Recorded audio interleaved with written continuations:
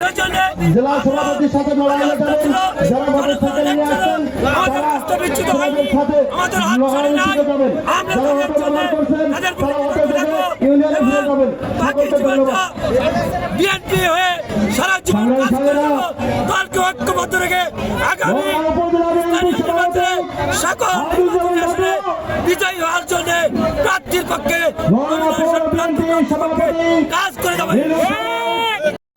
কেন্দ্রীয় কার্যনির্বাহী কমিটির সম্মানিত সদস্য আলাল বিষয় জাহাঙ্গীর আলমকে, যাদের মোটরসাইকেল আছে সভাপতির সাথে লড়াই পর্যন্ত যাবেন।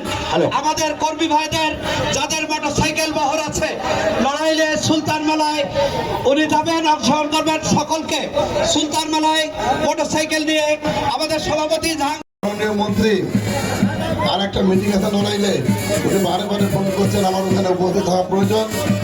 আজকে আমরা এখানে আমার বক্তব্য শেষ করছি।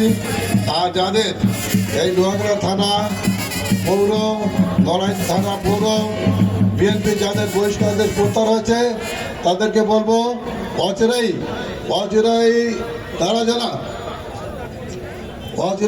যেন এই প্রত্যেকটা ইউনিয়নের লোকজনদের নিয়ে একটা সকলকে নিয়ে ঐক্যবদ্ধভাবে যেন একটা বর্ধিত সভা তারা পালন করে। ইনশাল্লাহ এখন থেকে আবার আমাদের দল আগের মতো গতিশীল হবে বলে আমরা আশাবাদী। ধন্যবাদ। আসসালামু আলাইকুম। বহিষ্কার আদেশ প্রত্যাহার হয়েছে।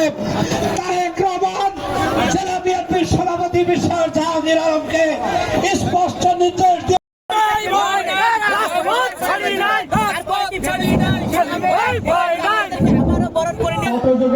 বিশ্বাস ছিল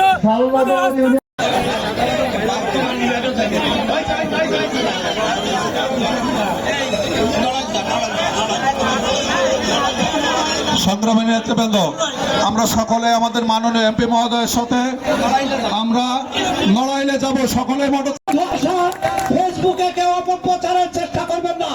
বিএনপির নাম দিয়ে এনপিপির